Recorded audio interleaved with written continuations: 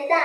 আপনারা হয়তো আমাকে চিনবেন, চিনারই কথা, কারণ আমি 64 জেলায় 68,000 গ্রাম বাংলা জনপদ ভ্রমণ করে থাকি। বিশেষ করে টেকনাফ থেকে তেতুলিয়া, রূপসা থেকে পাটুলিয়া, সুন্দরবন, বান্দরবন, অন্দরখিলা, কুমিল্লা, নোয়াখালী, মহাখালী, পটুয়াখালী অনেক জায়গায় আপনারা আমাকে দেখবেন।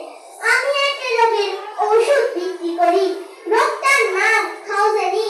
হায় রে সাজের খাওজানি, খাওজানি রে চুলকানি, রাজাই চুলকাই, রানী চুলকাই, চুলকাই চাকর চাকরানি, পিছলে বাইরে লালপানি, আর আছে আমার জামার দিলেবা দরবার দরবার দরবার, ইয়ে ইয়ে রেখা, জয়েন্টে জয়েন্টে রেখা, পয়েন্টে পয়েন্ট রেখা, লাগাই দিবেন কাম শেষ।